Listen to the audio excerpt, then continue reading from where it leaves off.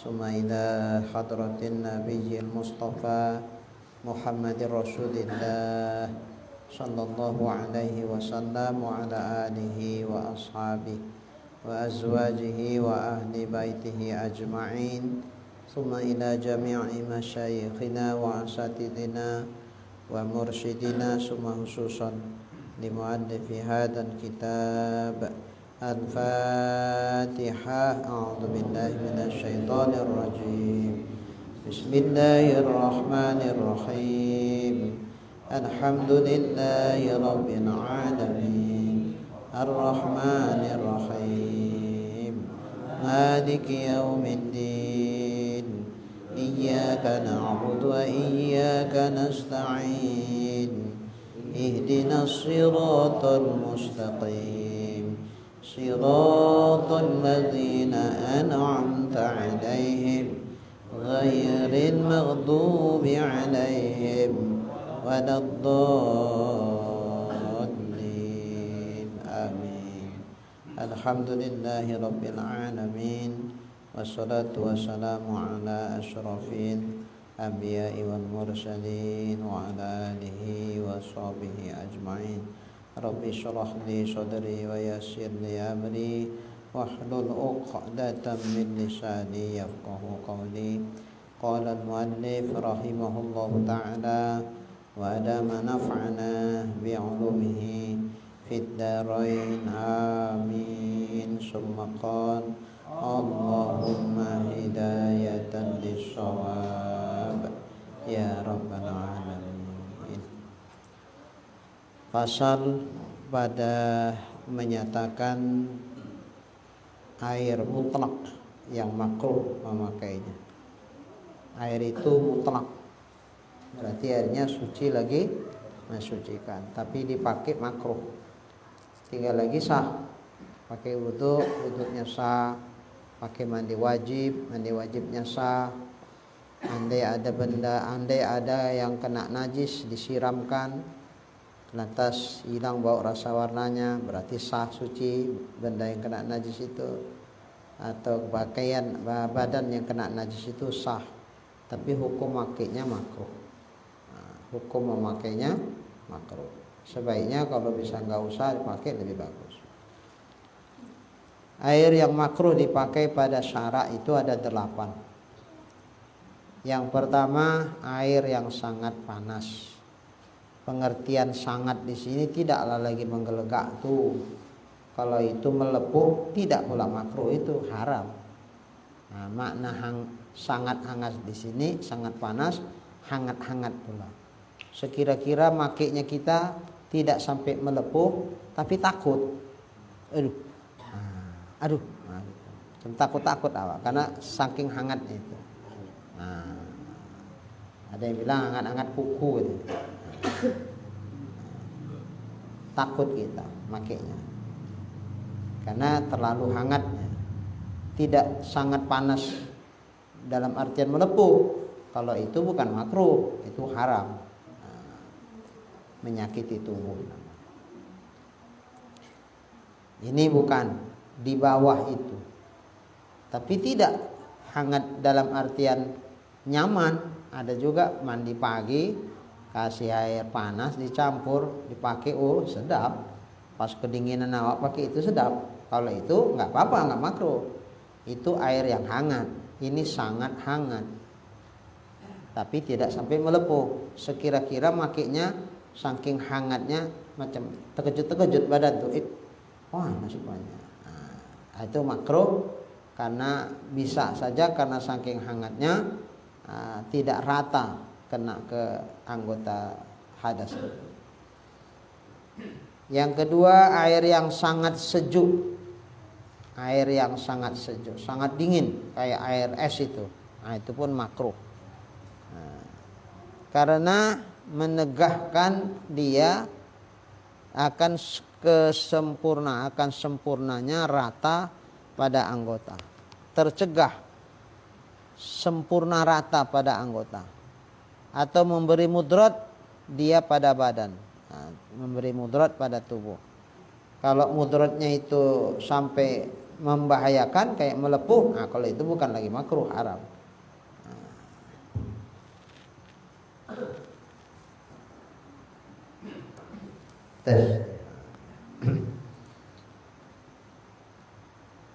Nah, jadi sangat sejuk, sangat dingin kayak air es itu makruh. Sangat hangat itu juga makruh. Kenapa makruh? Karena menegahkan dia akan sempurna rata pada anggota. Kita khawatir karena saking dinginnya, takut awak makainya, bisa saja tidak rata anggota yang wajib dibasuh. Mau cepat aja dia kan. Atau memberi mudarat dia pada badan. Nah, kalau sampai mudarat yang membahayakan betul, itu bukan makruh tapi haram. Ini mudarat yang ringan lah, nggak bahaya-bahaya kali, tapi tetap ada bahayanya. Mudarat yang ringan. Yang ketiga, air yang terjemur panas matahari dengan syarat-syaratnya. Nanti insya Allah akan diurai. Ada syarat-syaratnya. Di antaranya terjemur di bejana yang bisa berkarat. Yang kedua, dijemur di panas matahari. Yang ketiga, terjemur di panas matahari di daerah yang beriklim panas. Yang keempat, memang saat itu sedang musim panas. Yang kelima, dia dipakai ketika panasnya. Nah, kalau udah dingin nggak apa-apa. Nah, ini air yang makruh terjemur panas matahari akan diurai nanti belakangan. Ada syarat-syaratnya. Karena kalau terjemur panas matahari di wilayah Indonesia kayaknya nggak ada. Karena kita kan iklimnya tropis. Ini di iklim yang panas kayak di Mekah. Itu yang panas itu. Nah, jadi kalau terjemur di sana, baru makruh. Kalau di Indonesia iklimnya tropis. Kemudian yang kelima, yang keempat, air di negeri samud. Negeri samud, maki air di negeri samud itu makruh karena negeri itu negeri yang dimurkai Allah. Samud. Melainkan air pada telaga Nakoh. Air di telaga Nakoh itu dikecualikan, nggak termasuk makruh. Cuman kita nggak takut, mungkin kita pun nggak pernah sampai ke sini. Ya. Ibu udah pernah ke samud? Enggak ya? Mana samud itu Ustaz? Di wilayah ya timur tengah sana lah. Persisnya pun saya belum pernah ke sana, jadi nggak tahu, sama-sama nggak tahu. Negeri samud yang dimurkai Allah. Wasamudal ladzi. Ada di Quran itu. Kalau nggak salah negeri kaum Ad itu ya. Dan kelima, air di negeri kaum Lut. Saking bencinya Allah sama kaum Lut nih, maka kita pakai air di negeri itu pun ini makruh hukum. Karena sudah dimurkai Allah. Kaum Lut. Lut ini laki-laki sama laki-laki.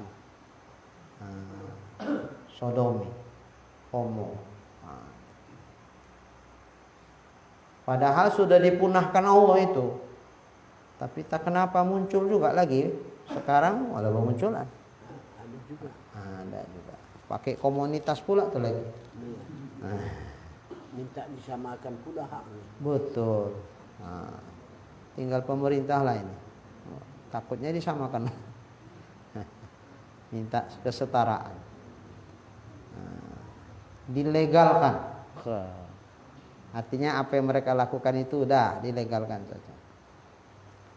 Diakui oleh negara. Yang keenam, telaga Barhut. Ini juga telaga yang dibenci Allah. Maka kita pakai air dari telaga itu makruh. Tapi insya Allah kita nggak khawatir tak jumpa kita itu telaga Barhut. Yang ketujuh, air pada bumi Babil. Babil. Babilonia. Kalau orang barat bilang itu. Nah, ini juga makruh pakai air itu.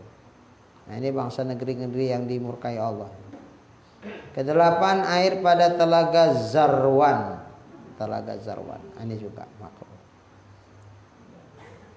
Dan menambah Syekh Khatib Syarbaini di dalam kitab Mughni akan yang ke-9, bukan ke-8 yang makruh, yang ke-9, yaitu air telaga yang dimasukkan ke dalamnya sihir terhadap Rasulullah SAW, maka makruh memakainya. Nah, ini kita kalau bisa tahu telaga itu masih ada, pakai air itu makruh, karena Nabi pernah disihir, dibikin sama orang kafir simpulan-simpulan. Nah, kayak kita di sini boneka-bonekaan gitu, kalau dicucuk jerit di sana. Nah, ini gitu simpulan-simpulan, habis dijampi-jampinya kena Nabi. Jadi kalau ada ustadz kena, nggak usah heran, Nabi pun kena. Kenapa kok bisa kena? Ya memang begitu pula ketentuan Tuhan. Dalam ilmunya kena. Nah, dalam hadis Nabi mengatakan, la yu'minu abdun, tidak beriman seorang hamba hatta yu'mina bil qadari khairihi wa syarri, sehingga dia mengimani takdir Allah yang baik maupun yang buruk. Wa hatta ta'lama, sehingga ia meyakini ma'asobahu, apa yang memang itu kena kepada dia, sebagaimana yang diketahui Allah dalam ilmunya, sebagaimana yang dikehendaki Allah pada iradatnya, pada azali, kena ke dia. Tidak ada seorang pun yang mampu yukhti'ahu, memalingkan itu dari. Enggak ada seorang pun tak ada yang bisa memalingkan. Karena kalau ada orang yang bisa memalingkan, berarti orang itu lebih kuat daripada Allah. Nah, mustahil itu. Ini sesuatu yang telah ditetapkan Allah bahwa ini kena kepada sebulan, pasti kena itu. Mengilat macam mana pun kena. Nah, termasuk virus corona, termasuk segala macam penyakit, termasuk ya ini sihir. Nah, jadi bukan karena Nabi kalah sama ahli sihir itu, ya kalah Nabi ya. Lebih paten lagi ahli sihir itu. Masa pula Nabi bisa kena sihir?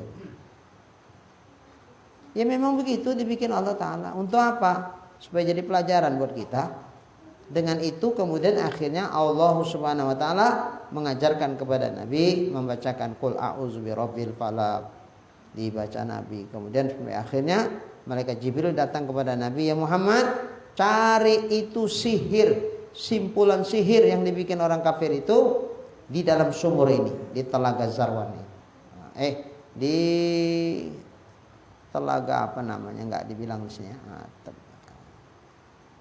Supaya jangan dapat, itu selama lilitannya masih ada, itu kekuatan sihirnya masih ada, sehingga Nabi tetap terpengaruh dengan kekuatan sihir itu. Tapi kalau simpulannya itu dibuka, lepas. Supaya jangan terbuka, dibikin taruhkan ke sumur. Siapa nyangka kalau di dalam sumur itu ada simpulan-simpulan sihir itu. Kan nggak nyangka orang kan. Sehingga bingung, mana ini nyembuhkannya? Macam mana ini nyembuhkannya? Selama itu belum dibuka, tidak.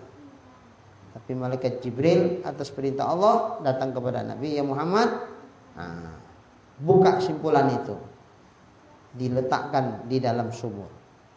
Akhirnya diperintahkan Nabi dan sahabat untuk memasuki sumur itu. Kalau bangsa berair dia, jadi selamilah air itu, cari di dasar sumur itu ada enggak? Ternyata dijumpai betul ada ikatan simpulan-simpulan itu. Lantas dibuka simpulannya, ya udah baik. Samping Nabi diajarkan baca qul a'udzu birabbil falaq, doa-doa lah. Jadi kalau kita yang ngaji misalnya, kok udah ngaji kok kena juga ya. Ya Allah suruh kena pula kena lah.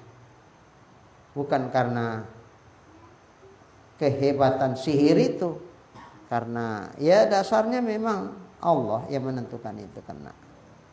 Untuk jadi pelajaran buat kita. Jangan mentang-mentang awak rajin berzikir, Tentang rajin ngaji, rajin ibadah, alah takkan ada, tak kena itu. Mana virus corona tuh aku telan. Sombong kali. Ada itu, enggak ada itu. Mana dia? Kalau ada aku telan. Boleh, Pak. Boleh sombong ini. Mana boleh. Tapi mati ketakutan pun jangan. Mati ketakutan, mau keluar rumah, kena virus corona. Tadi ibu tak berani belanja online. Wah, pakai itu. Pakai apa namanya online? Pakai apa? Ya? Lewat. Pokoknya itu online lah. Nanti diantar. Sekarang itu udah pakai online. Begitu datang paketnya, semprot. Biar mati virusnya. Ya, antisipasi sih boleh, tapi ketakutan berlebihan yang tak boleh.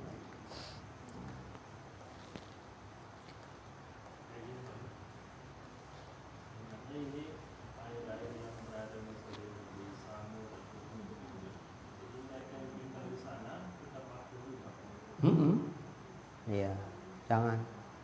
Kalau bisa pakai air lain, tapi kalau nggak ada air lain pula, macam mana lagi? Iya. Tapi tunggu dulu.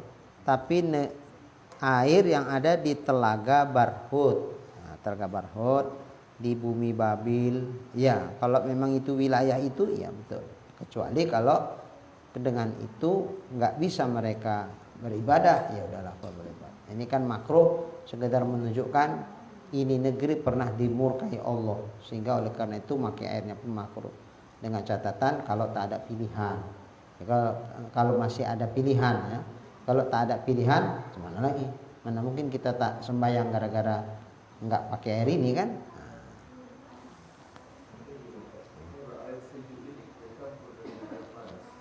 Boleh.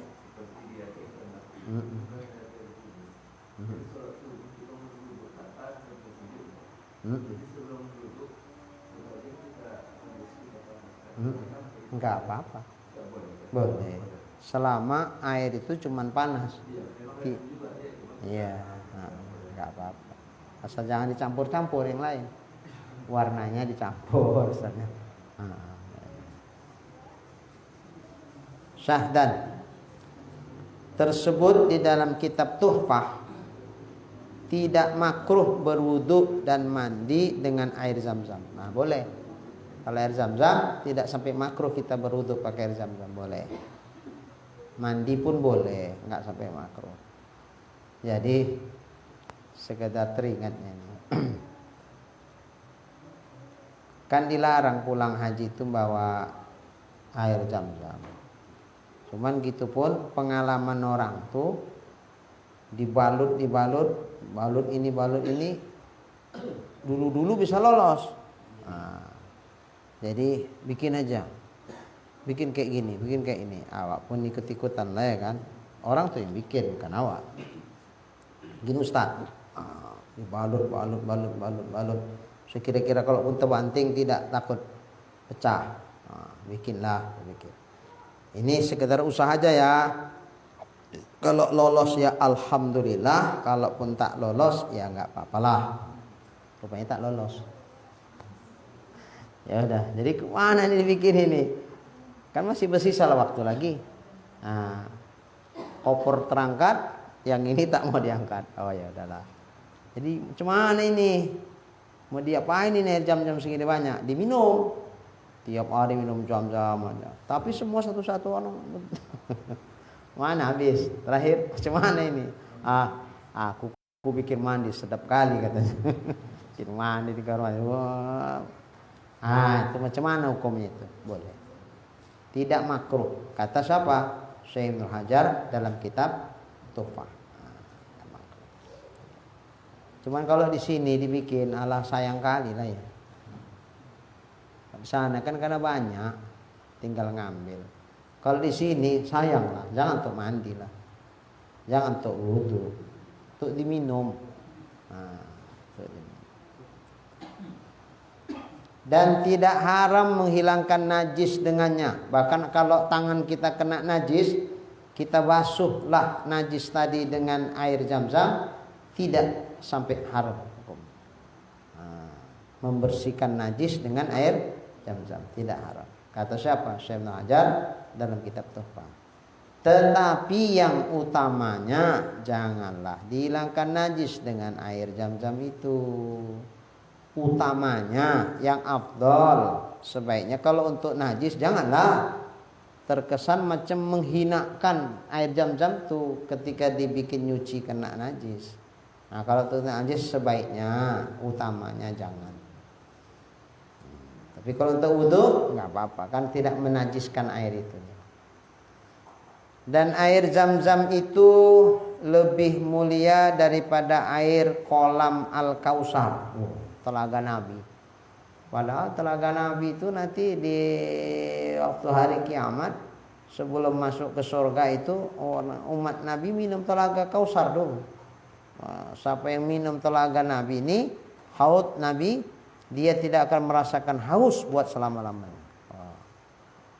Cuman tak semua, ada sebagian yang tercampak jauh, mau dekat dia ke telaga tuh nggak bisa dia minum. Kenapa? Mungkin di dunia ini tak mengimani Nabi dia. Tercampak, asal mau dekat tercampak. Walau haus luar biasa.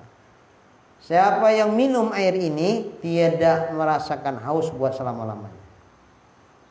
Tapi nanti udah kiamat lah dunia ini kan. Sebelum masuk ke surga ada haud Nabi, telaga Nabi. Kita dalam kondisi haus, kalau bisa minum ini, baru tidak akan merasakan haus buat selama-lamanya. Jadi mengingat begitu luar biasanya, mana lebih afdol, air Zam-Zam atau telaga haud Nabi? Katanya lebih mulia air Zam-Zam. Kenapa lebih mulia air Zam-Zam? Karena dia keluar dari tangan yang mulia. Bukan, air Zam-Zam kenapa lebih mulia daripada telaga haud Nabi? Karena air Zam-Zam itu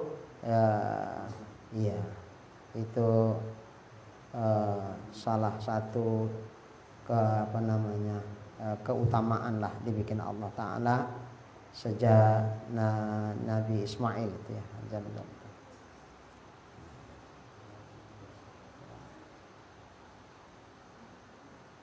Maka dia dibasuh mana tadi, dihilangkan dengan air. Dan air Zam-Zam itu lebih mulia daripada kolam Al-Kausar. Karena Nabi dibasuh dengannya. Itu alasan lain kenapa air Zam-Zam itu lebih mulia, karena Nabi dibasuh dengan air Zam-Zam itu. Waktu meninggalnya, Nabi dibasuh dengan air itu. Maka tiada dibasuh dia melainkan dengan yang terafdol. Nabi tidak akan dibasuh kecuali dengan air yang terbaik. Berarti menunjukkan bahwasanya air itu air yang terbaik. Tetapi air yang keluar dari celah-celah jari Nabi lebih afdol daripada air Zam-Zam. Ini kan waktu di Hudaybiyah itu sahabat Nabi kehausan luar biasa. Saking hausnya mereka merengek di hadapan Nabi kayak anak kecil. Kuat hausnya. Lalu ditanya Nabi, kenapa kalian ini? Kata mereka, kami haus sekali ya Rasulullah. Oh, ya udah. Siapa yang punya kirbah? Kirbah itu tempat air dari kulit. Ditaruhkan Nabi tangannya yang mulia. Tiba-tiba terdengar suara seperti ada air mengalir. Kayak ngisi apa itu? Ngisi apa namanya? Tetap. Iya, macam mengisi air di tong. Keluar itu, terdengar itu suaranya.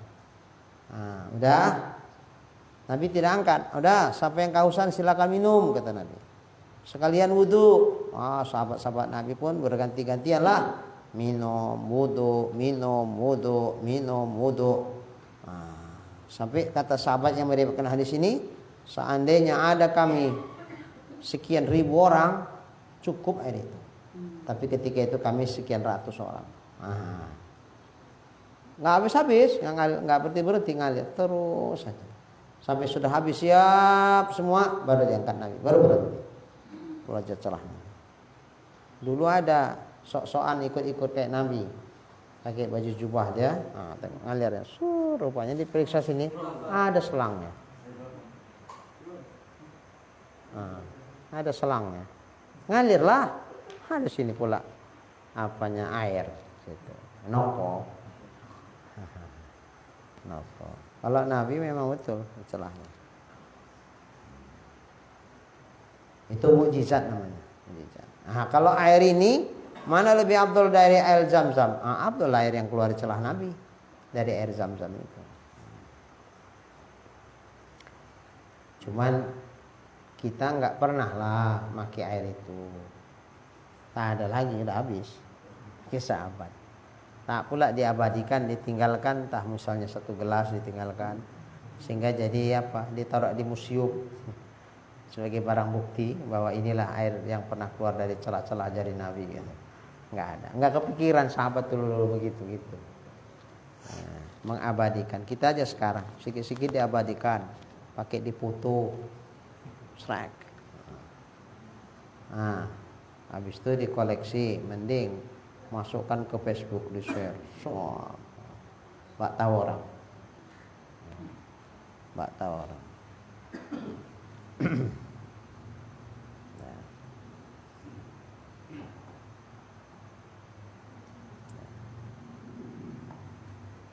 Pasal pada menyatakan air mustakmal. Apa itu air mustakmal? Adapun air mustakmal ialah air yang telah dipakai pada toharoh. Air yang sudah dipakai untuk bersuci. Maka apabila air itu telah dipakai pada toharoh untuk bersuci, bisa saja bersuci dari hadas besar, mandi wajib, suci dari hadas kecil, wudu, atau suci dalam mensucikan najis. Air yang sudah dipakai untuk toharo itu hilanglah tegak pada umpama sembahyang. Hilanglah tegak pada umpama sembahyang. Dan berpindahlah tegak itu kepada air. Kita dalam keadaan batal wudu, sholat, dilarang nggak tuh? Dilarang. Dilarang itu ditegah namanya. Tegah itu larangan. Dilarang, haram hukumnya. Kita sembahyang dalam keadaan tanpa wudu. Kenapa begitu? Karena di anggota wudu kita itu ada hadas. Selama dia masih ada, tercegah kita untuk boleh melakukan sembahyang. Begitu air ini menghilangkan tegahnya, menghilangkan larangan kita untuk sholat, pakai air itu, dibasuhkan. Terangkatlah hadas yang di mukanya. Dah. Kemudian dibasuhkan ke tangan kanan, tangan kiri. Terangkatlah hadas di tangan dan di kanan kiri. Tangan kanan, tangan kiri. Kemudian sapu kepala, terangkatlah hadas di kepala. Basuh kaki sampai mata kaki, terangkat hadas di kaki. Ketika sudah terangkat hadas itu, larangan sholat kira-kira masih berlaku apa enggak? Enggak. Boleh kita sembahyang. Cuman larangan itu berpindah kepada air. Karena air ini yang mengangkatkan hadas tuh. Sehingga karena air ini sudah dipakai untuk bertoharo, dilarang air ini dipakai lagi untuk toharo berikutnya. Jadi larangan itu berpindah kepada air. Kalau tadi dilarang nggak boleh sembahyang selama masih batal wudu, sekarang setelah wudunya sudah terangkat dengan sebab air ini, maka berpindah larangan boleh sholat sebelum berwudu, berpindah menjadi larangan kita menggunakan air tersebut setelah kita selesai wudu. Berpindah. Kalau tadi larangan sholat nggak boleh, sekarang larangan pakai air itu lagi, karena air ini sudah dipakai untuk menghilangkan larangan itu. Air ini sudah dipakai untuk menghilangkan larangan tersebut. Apa larangan itu? Ya larangan akibat hadas lah. Apa larangannya? Ya nggak boleh sholat, haram. Nggak boleh nyentuh Quran, haram. Gitu-gitulah. Dilarang itu lagi selama ada hadas. Begitu kita berwudu, terangkatlah hadas tersebut. Maka boleh nggak kita sholat? Boleh, karena larangannya sudah hilang. Larangan sholat sudah hilang. Nah, sehubungan kita sudah berwudu. Cuman berpindah larangan itu ke air.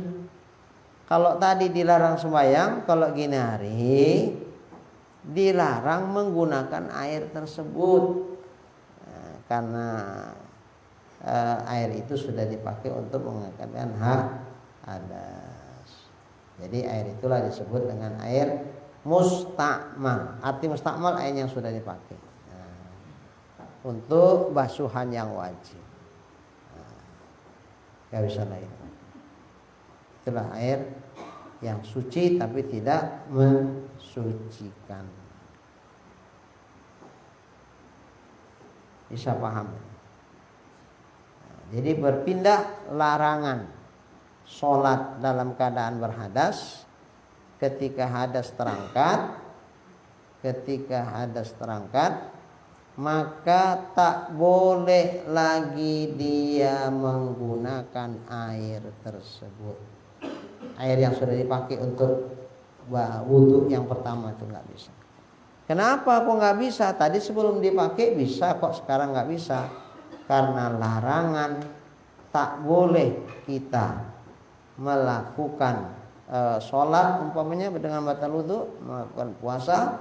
Larangan itu sudah berpindah kepada air. Tadi dilarang kita, sholat dilarang, segala macam dilarang. Intinya yang berkaitan dengan sholat, yang akibatnya sholatnya jadi batal, ketika ini nggak boleh dilakukan. Yang sholatnya nggak sah dilakukan. Jadi selama masih ada hadas, mana sah dilakukan, dilarang kita. Kapan boleh? Ya kalau sudah diangkatlah hadasnya. Dengan cara apa? Ya sekarang hadas apa? Kecil apa besar? Kecil. Wudu. Pakailah air. Rata. Niat wudu. Tangan kanan kiri rata. Sapu kepala. Basuh kaki sampai mata kaki. Nah, terangkat hadas itu? Terangkat. Hilangkah larangan sholat? Hilang. Udah boleh sholat? Boleh. Dah. Kemudian air yang sudah dipakai tadi boleh lagi dipakai untuk wudu berikutnya? Enggak boleh. Kenapa? Karena hilang larangan itu, berpindah kepada larangan menggunakan air tersebut. Berpindah ke sana. Kalau ini boleh sholat, kalau ini air nggak boleh dipakai lagi. Nah, itu. Berpindah. Karena dialah yang mengangkatkan hadas itu. Nah, karena dialah air ini mengangkatkan hadas itu, maka berpindahlah larangan itu kepada air, sehingga air tak bisa dipakai lagi. Namanya air apa? Suci pada dirinya, tapi tidak bisa mensucikan bagi lainnya. Nah. Berarti diminum bisa, Ustaz? Bisa. Kalau nggak jijik awak, bekas awak sendiri nggak apa-apa lah ya. Ya.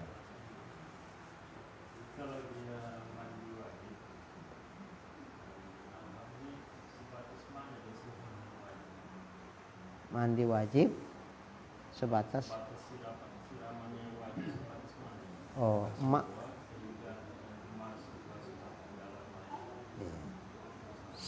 siraman yang wajib pada mandi wajib itu siraman yang pertama. Begitu juga pada wudu, begitu juga yang lain-lainnya. Siraman pertama itulah yang wajib. Siraman kedua dan ketiga sunat. Tapi kalau kedua dan ketiga untuk meratakan yang wajib, itu jadi siraman wajib. Kalau mandilah kita siram ke badan. Kayaknya untuk langsung basah semua itu agak berkali. Yang kedua sini, yang ketiga, itu baru. Kalau yang kelima siraman lah baru rata. Berarti yang 5 ini siraman apa ini? Wajib, bukan siraman sunat. Inilah mustakmal itu. Tapi dengan catatan kalau dia sudah terpisah dari anggota. Air itu yang jatuh-jatuh itu yang mustakmal. Selama air itu masih ada di anggota, itu nggak mustakmal karena masih bisa dipergunakan lagi. Ya misalnya ngambil wudhu nih, air terbatas, maka air hemat, air terbatas, jangan sampai tak cukup, banyak yang wudhu nih, mati lampu, tak hidup sanyo, tak ada ngisi air bak tuh di atas. Hemat. Betul lah Pak. Tampung sikit airnya.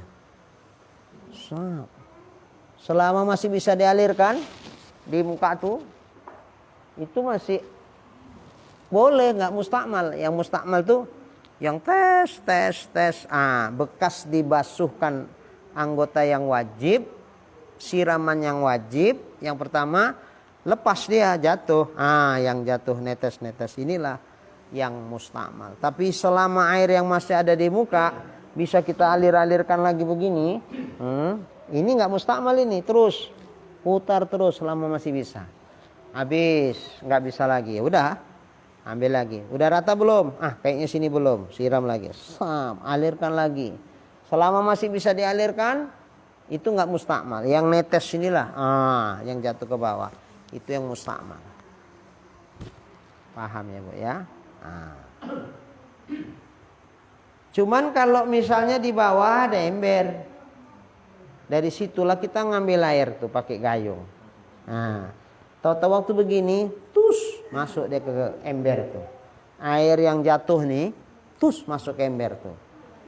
Ini perlu diluruskan. Ada sebagian orang beranggapan katanya air yang seember tuh mustakmal ini semua. Gara-gara netes tuh mustakmal semua lah, tak boleh pakai lagi katanya. Betul itu Bu? Nggak betul. Makna mustakmal aja pun kan air yang dipakai. Berarti yang udah dipakai. Yang dalam ember tuh mana pula dipakai? Belum. Makanya itu bukan mustakmal yang di ember tuh. Karena tetesan ke ember. Iya, karena tetesan ke ember, dibilangnya satu ember itu mustakmal semua. Yang mustakmal yang mana? Yang netes. Yang di ember tidak mustakmal. Cuman air itu sudah bercampur dengan air mustakmal. Bercampur, bukan di mustakmal semua. Saya pernah dengar bapak-bapak marahin anak-anak. Zaman dulu kali lah. Masih menimba lagi di masjid tuh. Berwuduk tuh masih menimba. Jadi timba anak tuh taruhnya di pinggir. Lantas berwuduk. Taulah anak-anak kalau berwuduk berselemak semua. Berjatuh-jatuh lah air itu ke dalam sumur kan. Kalau sumur kira-kira banyak apa sedikit air itu? Banyak lah. Lantas dimarahi bapak-bapak tuh. Jangan begitu kan berwuduk. Jangan sampai air masuk. Itu mustakmal itu air satu sumur tuh semua. Tak boleh orang pakai nanti. Gara-gara kalian pakai berwuduk. Yang betul. Makanya kalau berwuduk itu yang betul. Saya senyum aja. Nggak mungkin lah saya kasih tahu di depan anak-anak tuh. Kan jatuh harga diri dia kan. Sebetulnya yang dalam sumur itu air mustakmal atau bercampur air mustakmal? Bercampur. Soal apakah akibat percampuran itu masih bisa dipakai lagi atau tidak, tergantung. Tergantung apa? Kalau air mustakmal itu merubahkan air yang satu ember tuh, mustakmal itu. Air itu bukan mustakmal. Air itu sudah tak boleh lagi dipakai karena sudah bercampur dengan air mustakmal. Dan akibat percampuran itu berubah dia. Sama kayak misalnya ibu kalau pakaian putih itu siap mau dijemur dikasih apa itu? Belau ya? Air belau tuh. Meneteslah Bu air belau tuh. Ke dalam ember.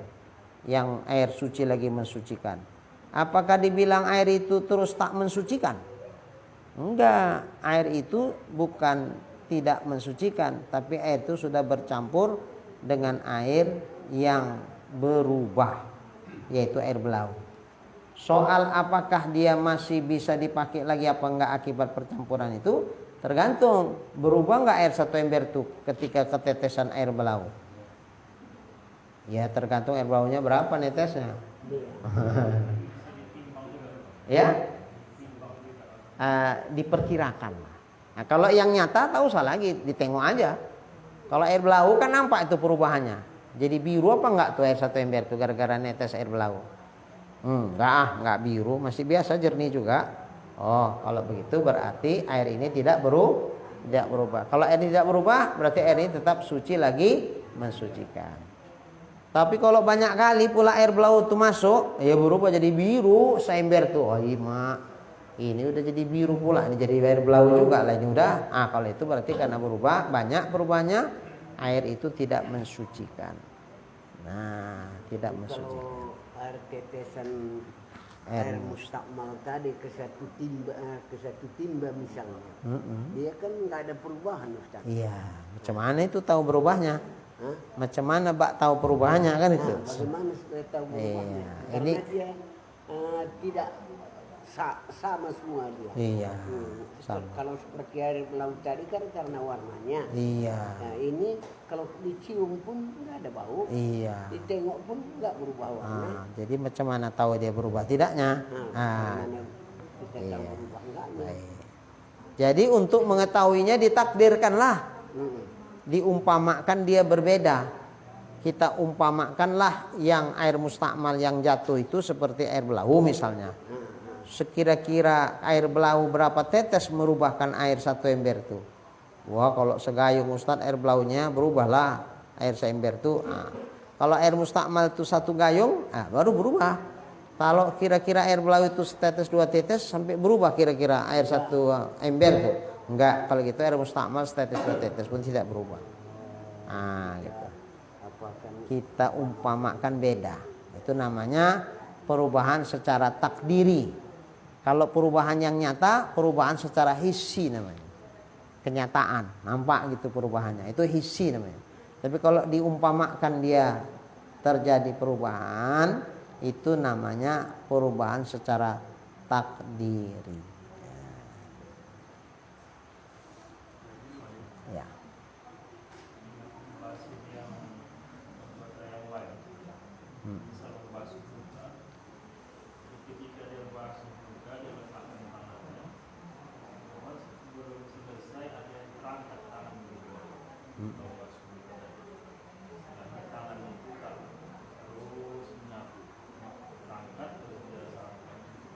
Iya. Iya. Inilah dia dibasuh lah ya. Menyapu sama membasuh beda. Kalau menyapu tak mengalir pun air itu tak ngapa. Kalau membasuh mesti ada yang air itu bisa dialirkan. Dipindahkan itu, dialirkan ya. Pakai tangan tuh bisa, diarah-arahkan air itu. Itu namanya basuh. Umpamalah siramkan, sap. Masih bisa. Tahu-tahu, alah lepas. Masih tergenang nih air sini. Air yang tergenang di tangan ini air apa nih? Itulah mustakmal itu. Kan sudah dipakai untuk membasuh yang wajib. Ya, ini basuh mukaan wajib. Kemudian kurang 2 kula enggak ini? Yang di tangan nih, kurang. Terpisah enggak dari anggota? Terpisah. Ya kan udah terpisah, ini udah mustakmal. Tak bisa lagi, ini belum kena masih kering. Enggak bisa. Mesti pakai air yang lain. Enggak boleh air yang bekas itu. Tapi selama dia belum berpisah, masih bisa dialirkan, alirkan terus. Enggak ada mustakmal itu karena masih tetap berada pada anggota hadas itu. Maka tinggal kita nyorong-nyorongnya aja pakai tangan kita. Boleh, enggak apa-apa. Kalau udah lepas, ini yang tersisa di tapak tangan mustakmal. Buanglah, ambil air yang lain.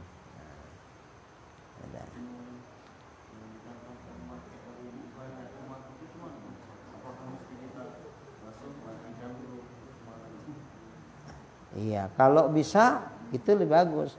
Cuman kan kayaknya kalau basuh muka, basuh. Macam mana matikannya? Tangan awak lagi gini. Paling gini lah.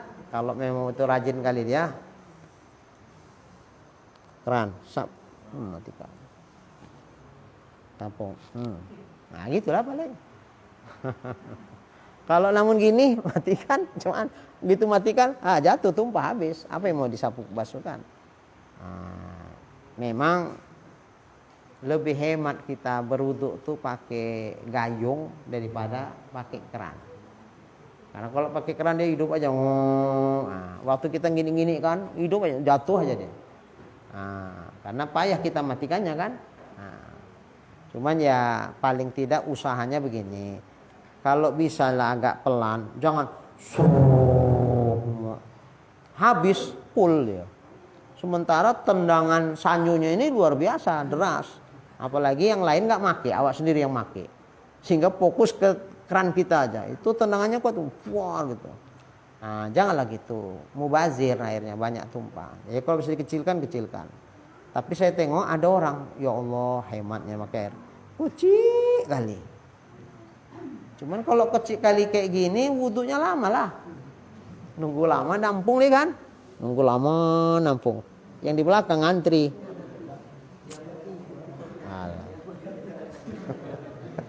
Geleng-geleng lah orang.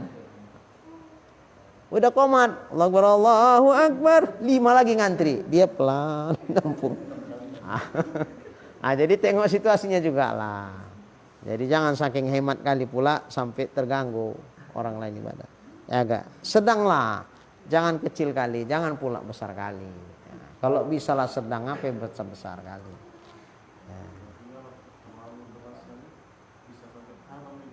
Ya kalau air masjid haram.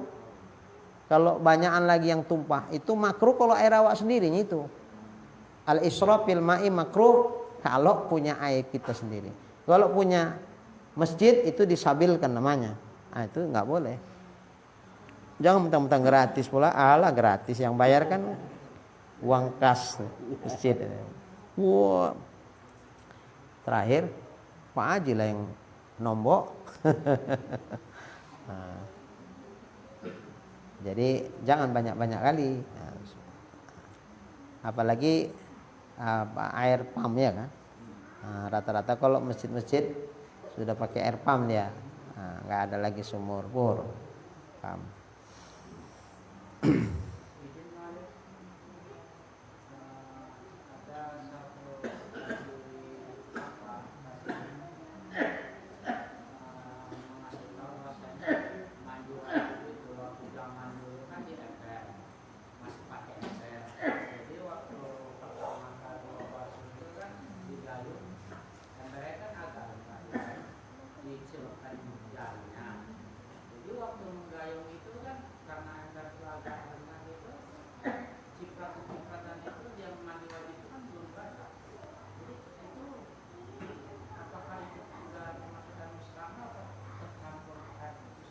Tercampur. Cuman kalau banyak kali yang nyiprat ke situ, nah, tinggal kita umpamakan yang nyiprat masuk itu yang mustakmal. Sampai merubahkan air satu ember itu apa enggak? Oh enggak, udah enggak apa-apa. Nah, makanya kalaupun apa ya jangan pendek kali embernya. Kayak macam tong-tong agak tinggi lah. Yang pendek kali. Sekira-kira air itu enggak gampang masuk. Kita pun kalau tahu kayak gitu, cara nyiramnya pun janganlah pula apa pelan-pelan lah nyiramnya. Sekira-kira enggak sampai mercik. Nah, siram lagi kan bisa diatur. Kita menjagalah.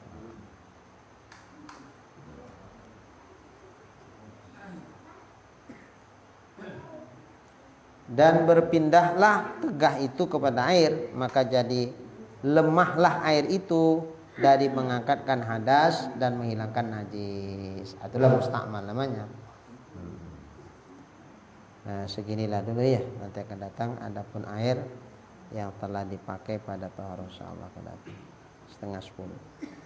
Bismillahirrahmanirrahim. Alhamdulillahirabbil alamin. Oh, ini ada hajat dari Bapak orang tua kita, Bapak Haji Ginting, bahwa salah satu dari jamaah kita atas nama Bapak Abdul Rahman Hasibuan bin Hamzah Hasibuan, di mana beliau saat ini sedang sakit dan sedang dirawat di rumah sakit, di rumah sakit Sembiring Lili Tua, di posisi saat ini cuci darah. Nah, jadi gula darahnya ngedrop. Ya. Nah, jadi cuci darah. Jadi dimohon kepada kita semua mendoakan beliau, semoga Allah memberikan kesehatan, keafiatan, keselamatan yang sempurna kepada Bapak Abdurrahman Hasibuan bin Hamzah Hasibuan. Bi barakatil Fatihah. Bismillahirrahmanirrahim. Alhamdulillahirabbil alamin. Ar-Rahmanir-Rahim. Maliki yaumiddin. Iyyaka na'budu wa iyyaka nasta'in. Ihdinas siratal mustaqim. Shiratal ladzina an'amta 'alaihim ghairil maghdubi 'alaihim waladdallin. Amin. Alhamdulillahirabbil alamin. Wassalatu wassalamu ala asyrafil anbiya'i wal mursalin wa ala alihi wa sahbihi ajma'in.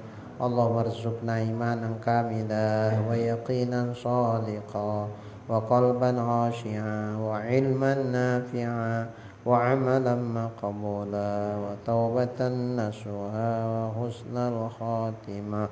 Allahumma rzuqna rizqan wasi'an halalan tayyiban mubarakan jamila wa ilal khairi qarribna wa 'anil syarri ab'idna waqdi hawaijana fid dini wad dunya wal akhirah innaka ala kulli syai'in qadir.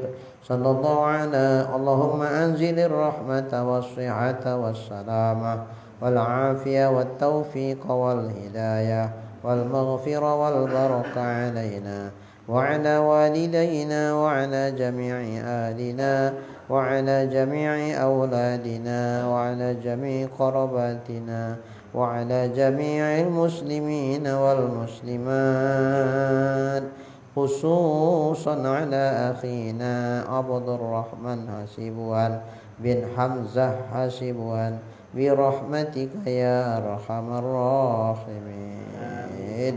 Sallallahu ala sayyidina Muhammad wa ala alihi wa sahbihi ajma'in. Walhamdulillahi rabbil alamin. Taqabbalallahu minkum.